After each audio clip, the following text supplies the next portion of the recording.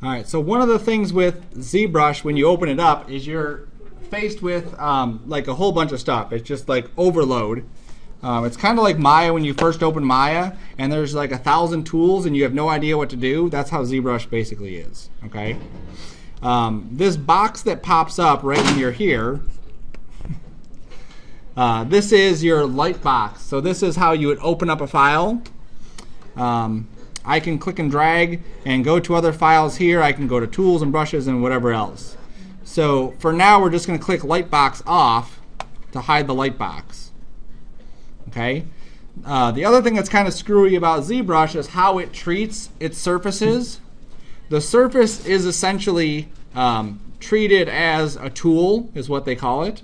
So over here where it says Tools, if I want to create a surface, that's where I do that. Okay. So you're going to have different options than I do, but over here you should see a cylinder, right? You guys see a cylinder? So you're just going to click on the cylinder and then drag on your desktop area, your work area, to draw a cylinder right in the middle. Okay? So don't do anything after that. Just draw the one cylinder. Okay? Now I'm going to do what typically happens is that now I want to spin around this cylinder that I just created. So I hold down Alt and I drag again. And I'm like, what happened there? Drag again. What am I doing? You'll see that in ZBrush, I'm actually just creating cylinders after cylinders. This is its original purpose, was to be kind of like a 2D painting app that allowed you to paint in depths. Okay? So if you wanted to just paint something and not, paint a flat object, you could paint in depths, and it would allow this kind of stuff. Okay? So let me just make a new document. New. Create a new one. There we go. All right. So now, in order for us to spin around this object, we have to make it an actual object and say we want to edit it. Okay? So up at the top, you see where it says Edit. If I grab my pointer. Right here it says Edit. We would either click that or just hit T. Okay? T is the hotkey that allows us to do that. So now that we've hit T, you'll see that Edit is showing up here and Draw is showing up there. So now that we have this, and this is the version, the computer, it just randomly like disappears, but it's not disappeared. If you just hit F, it'll show it again. Okay? The hotkeys inside of ZBrush, in Maya we use Alt left mouse button to spin around and all that. The best thing to do is use the right mouse button. Okay? So we use Alt and the right mouse button, and that pans us around. Alt and nothing and the right mouse button will spin us around. And then here's the tricky one. Alt, right mouse button, let go of Alt, we can zoom in and out. Okay? So Alt, right mouse button will do this. Alt, right mouse button, then let go of Alt will let us zoom in and out. And then just right clicking and dragging will do that. Okay? Again, just like Maya, you're going to be constantly moving around your object. You're going to go over here and you're going to paint some stuff. Then you're going to go over here and paint some stuff. Then you're going to go over here and paint some stuff. So you always have to be kind of bouncing around back and forth, back and forth.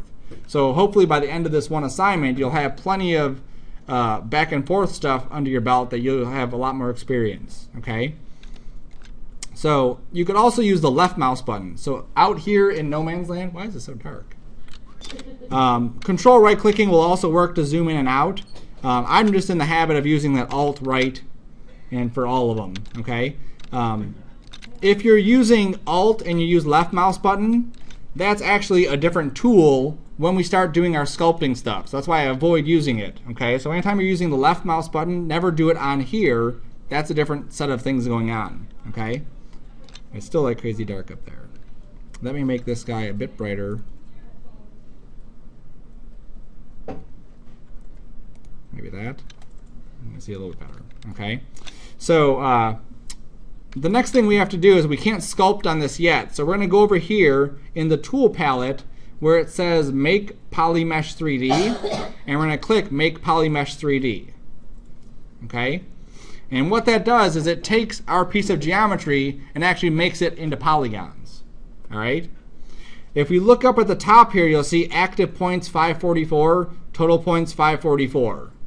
our piece of geometry, this is the best thing about ZBrush, is we can have millions of points on here and it doesn't slow us down. Okay? So if we hit Control D, you'll see that I add points to this. Hit Control D again, I add more points. Control D again, I add more points. Control D again. And I'm adding more and more points to this. I'm at 2 million points right now, and you'll see I can move around, spin around, and this isn't going to slow down my system at all. Okay, so hit Control D until you have like a good amount of points on there. Okay, in order for us to deform this thing and make it sculpted and make it, look the way we want, we have to have lots of points. Okay, if you're adding, some of the detail you would add is you would add like little lines on your hand. There's no way you're going to add lines on the hand unless you had millions and millions of points. Okay, now we don't always need to work in this. So if you hold down Shift and you hit D, yep, that's right. You hold down Shift and hit D, you'll see that it goes back. Okay, so now we're actually at the original framework. Okay, and then I can I just hit D, and that will take me back into it. Okay, so I'm basically changing the resolution of my model on the fly.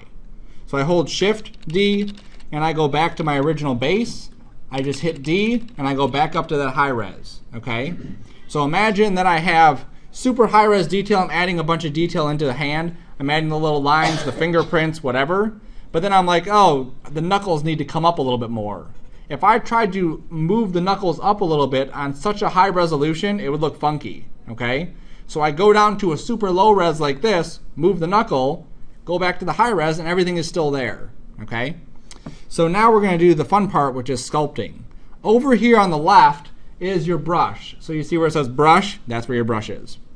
So if I click on that, you can pick from any one of these brushes. Now there's a number of ones that I typically use. Okay, clay buildup is one, simple is another, the Damn Standard tool brush is one. That's actually what it's called, Damn Standard. And then other ones get into other stuff. Okay, polish is actually a cool one too. Some of these I never use. All right, so for now, just stick with the standard brush. Okay, and then just click and drag on that surface, and you can see how we're sculpting right along it. And I have to change my color again because now it looks weird.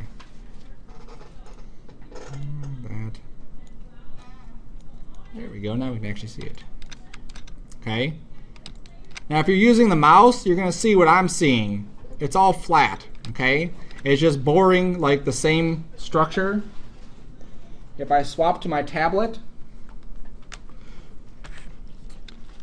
and again, it's going to take you some time to get used to moving it around. But now I can actually control the size of my brush, and I can control what's called the Z intensity. The Z intensity is essentially how deep we're pulling it out or pushing it in. Okay? So if I'm drawing something like lines or I'm drawing whatever on this surface, I can do that.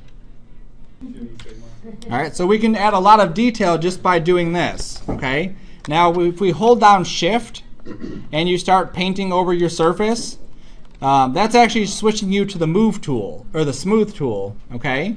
So typically what you do is you draw something and you're like, oop, it's too much, and you hold down Shift, and then you can smooth that out. Okay? If you're at a really high resolution like 2 million, you're not going to see a whole lot of detail or a whole lot of smoothing going on. If I knock this down some, you can see my stuff is still there. And now I can smooth it out, and you'll see how that kind of definitely smooths out a lot more.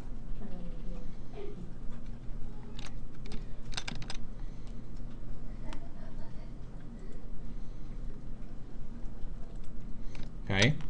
Now you could also hold down Alt and drag, and Alt and dragging is going to push inward. So whatever the brush is doing, it does the opposite. Okay, so just clicking and dragging pulls it out with the standard brush.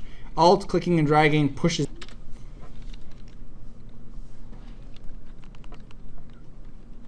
Okay, now the other brush that I use switch back to brushes and go to the clay buildup one.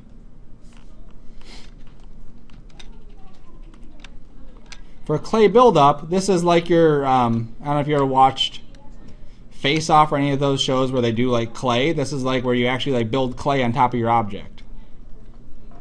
So I'm just adding clay. I need to add more divisions. Okay, so if I need to just kind of add a big chunk of clay to my model so I can do something to it, I can do that.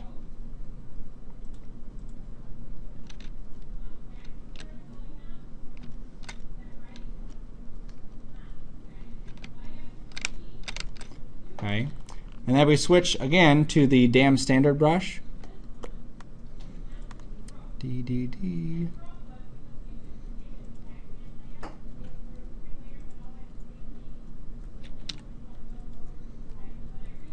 you go.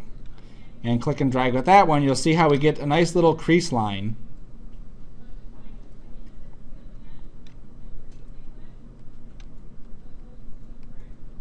And if you hold Alt and drag, you'll get like a little ridge.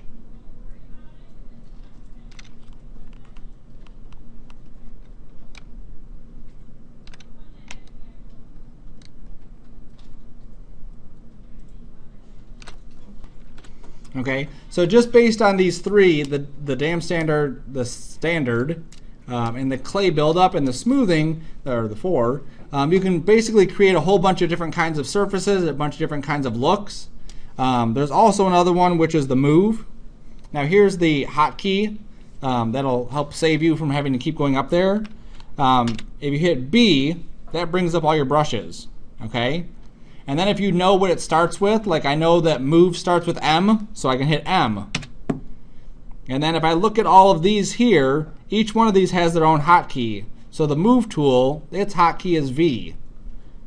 Okay, so very quickly I could just get to the move tool by hitting BMV. Now that doesn't come by very easily to remember that, but after you've done it so many times it will. Or if I want the clay buildup, I can go to BC, and then the clay buildup is B. Okay, so BCB, there it is. BMV. Okay, so the move tool is literally just moving stuff around. So when I did the dragon, I was like, oh, I want his gullet or his neck to be kind of pulled out. So I added some clay in there, and then I used the move tool to just kind of pull it out so it was further in front of him. Okay, I'm going to have step by step for this, but I just wanted to kind of go over it today just so you can see some of these things. All right. Now, if you right click, which on your pen is just going to be that button at the tip, if you right click, it'll bring up a menu of all the different things that we can do. There's draw size, focal shift, RGB intensity, and Z intensity. Okay. Oops. So focal shift, all this stuff is also up here at top. So if you see focal shift, there it is. Okay. And you can kind of see what it's going to do. If you look at the little brush icon, it's basically going to change how we're translating from the center out. So if you think of Photoshop and you think of the softening of the brush, that's what it's doing, is the focal shift. Okay? So you can create some really cool surfaces just by adjusting the focal shift and pulling pieces out of there. Okay? Also, draw size, obviously the size of the brush is going to matter when you're moving stuff around.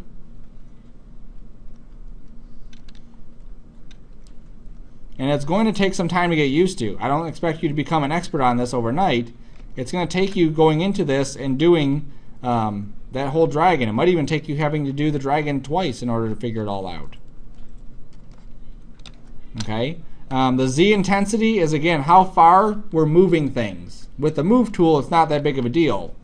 Okay, you can see that it does move it. But if we were in the clay buildup, oops, B, C, B. As I use the clay buildup, I can knock that intensity down. Also, each brush saves what your previous settings were. So if I keep switching back and forth, I have to make sure that I go into the settings and adjust those settings.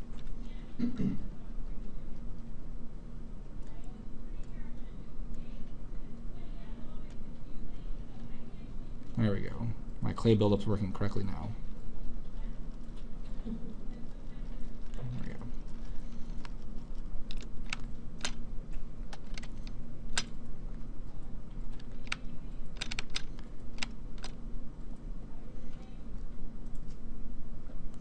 All right, so now everyone has something on their screen. So off on the right, click on that polycylinder again, that first one that we clicked on before. And when you click on it, you'll see, oh my God, all my hard work is gone. What happened to all my hard work? Remember, that is just a tool, so all we would have to do is on the bottom left, there's our tool again. So we can just click on it, and it'll pop it back into the scene. Okay? A lot of times what you do is you build pieces, and then you put the pieces together. So when you're doing the dragon's built in pieces inside Maya. We bring those pieces into ZBrush, and we paint them all individually.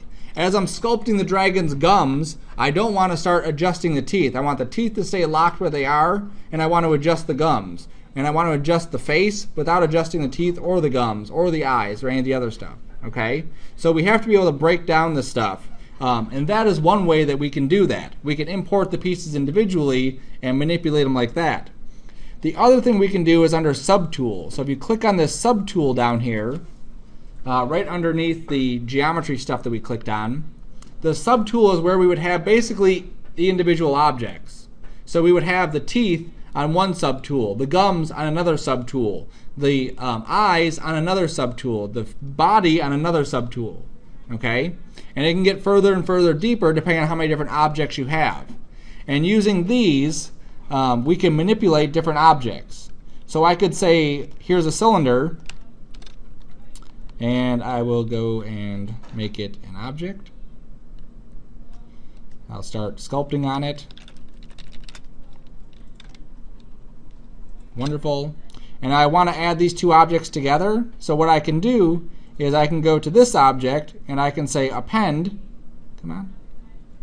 And I can append that other object inside here. And then I can go to my move tool. And the move tool is really funky. And I can move these objects apart. Okay? So now I have the two, so I can lock one or lock the other or hide one. And then as I'm working on this one that I have selected, I'm going to switch back to my brush.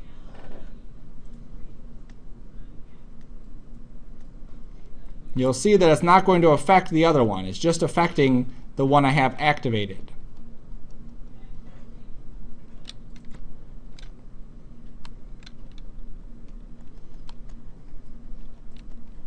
Okay, so it's not going to affect this guy, just that one. If I want to affect that one, I can switch back. Oops, make sure his eyeball is on. Come on, there we're good. And then I'm just affecting this one now. Okay, so we affect things differently.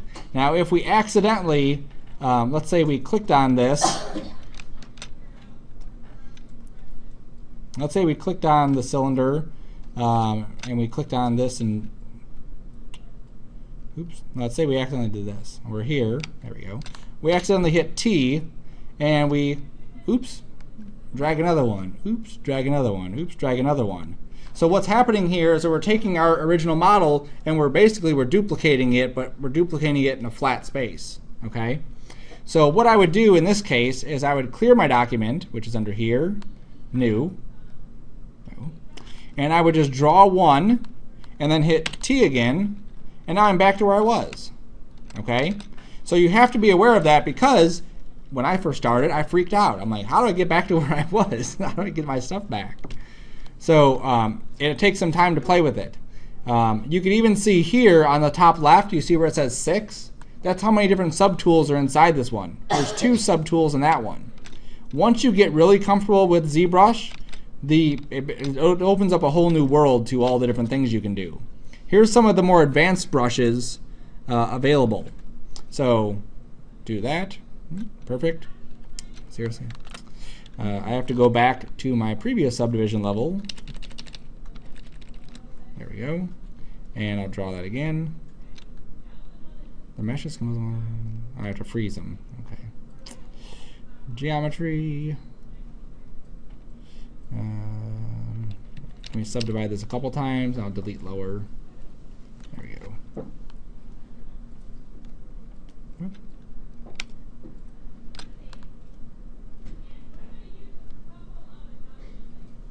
No, it isn't. Oh, I didn't delete the higher. There we go. There we go. So now, just by using this little path, I've created a zipper on the surface. Okay? And this is, again, this is a tool that someone created, the makers of ZBrush. And I can edit this. I can just move the zipper over here or there, or I can reshape it however it's lined up. I can delete it somehow. There we go. And there's a whole bunch of them. If I hit I think that's the hotkey, no? What is that? We're teaching it within this one. Yeah, we're secretly sneaking it in, right? Right. So many classes. Here's one for bricks. So there I'm just dropping in different bricks.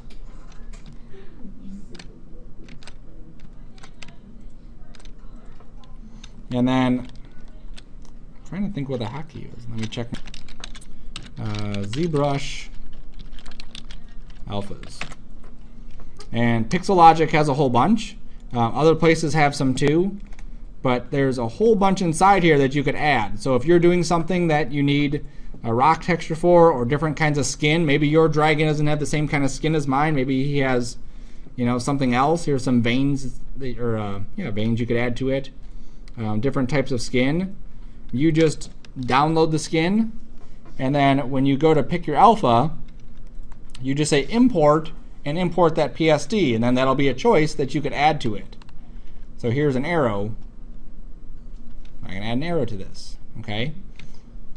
There's also a texture which would get further into this, where you could also add something like that to it. But that's more for when you're doing like the actual painting of your surface. Okay. So all the stuff I'm doing at this point is all been just sculpting things. Okay. So we sculpt this thing, we push it as far as we can to get this to look like we want it to look like as far as geometry goes. Then once I'm done, you'll see there's a Z add up there. That's all my geometry that I'm tweaking. I would change it then to RGB or mRGB, and then I can start to paint the texture. So I could go over here to my freehand. I can change this to that. I'm going to just lock this in. Again, I'll have step-by-step for this, but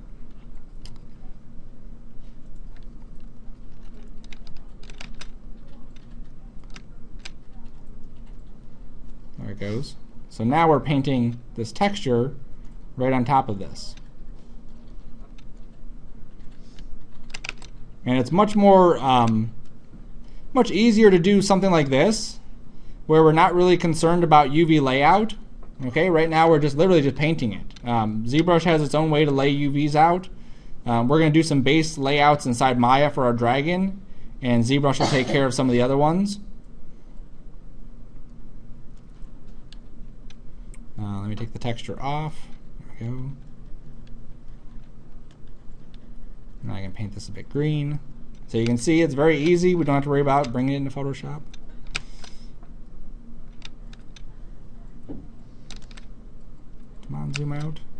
There we go. Okay. And then once we're done with all of this stuff, then we can actually export all these maps out, bring them into Maya, and then apply them to our geometry of a dragon. Okay, once we have all that other stuff set up. Okay. So I wanted today just to kind of get in there and just get you understanding some of the concepts of it. We have to get the wrong one. We have to get this far first. We have to get the base mesh out. Once we have the base mesh done, and this might take you a day to do or a couple hours to do. Okay. Then we can bring it to ZBrush and just start playing with it and just start adjusting some of these things. Okay, and it gets fun once you understand those tools, and it might take you, like I said, a couple hours just to get used to using these tools, but then it becomes much more artistic. If you look at the jaw I have here compared to this one, you can see it looks very boring. It's just very flat. There's not a whole lot of stuff going on.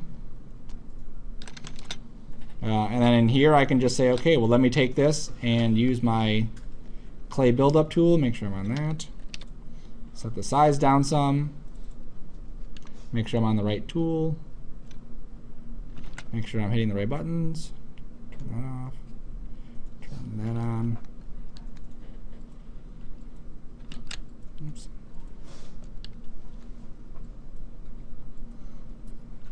You can see how I'm adding some more geometry to this, and I can smooth that out.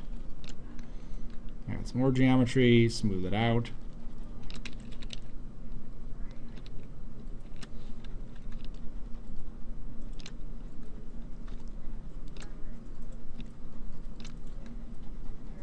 Okay, so it becomes much more artistic than you know, people usually get into Maya and they expect it to be drag and drop. Well, this is pretty close to, you know, being able to just go in there and just start playing.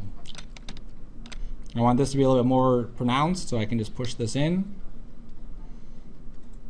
I can pull this out.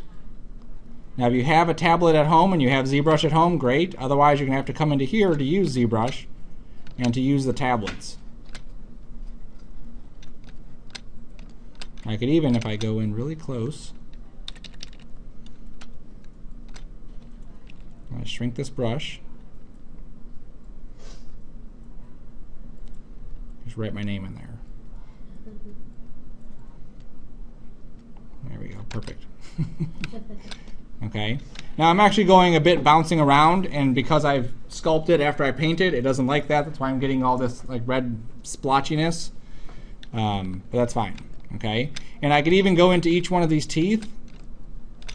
Okay, I don't need to see the dragon, so I can turn the dragon off. And I can go into the teeth.